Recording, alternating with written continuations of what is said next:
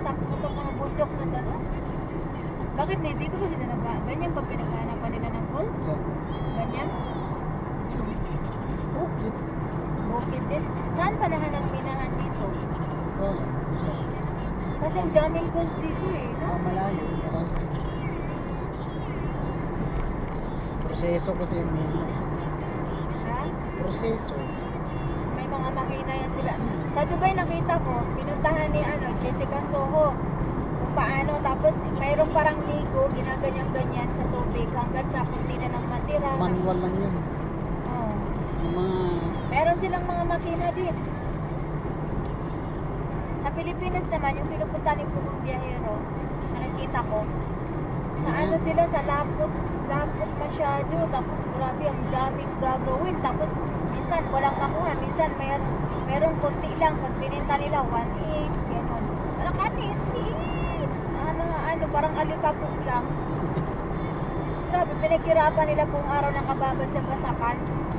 Yung katawan mo nasisira, nangingitim ka sa tapos kaya nga mahal yan kasi yung proseso. yung yung isa pa hani, lumulublob sa ilalim ng ng kuweba. Tapos doon niya kinukuha yung lapot na yun na lupa para lang Diba, hose lang? kinukuha o kaya nga hose lang daw. Hindi pa nakakita Hindi siya yun. makahinga. Tapos may namatay daw yung kapatid niya dahil hindi daw siya doon sa ilalim, maliit lang kasi yung butas na yon. Pero napakalalim kasi nga kinukuha yung tubig na yun ay yung lapok. Tapos mayroon pala doon bato na napakalaki na nahulog sa baba. So hindi na siya nakaakyat. O natabunan na siya doon sa ilalim. Nakuha pa. Hindi na nakuha. Kaya pala yung hose, yung tali, hindi na gumagalaw. Tinatalian magkakapatid sila, puro gold yung nila. Tapos tinignan yung bahay, ang hirap-hirap naman nila, tapos gold yung hanap buhay nila. Dito tayo maglakad-lakad. Ano tayo nag-test? Ano ba? Dito na. Medyo Huwag na tayo lang pumunta, dito lang sa gilid. Hindi. Hindi Bakit? tayo pupunta dyan. Pupwesto tayo.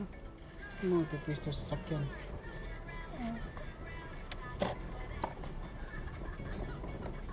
Dito na. Hindi na tayo opo. Hindi na, kayo maglakad-lakad na tayo. Tumpa siya.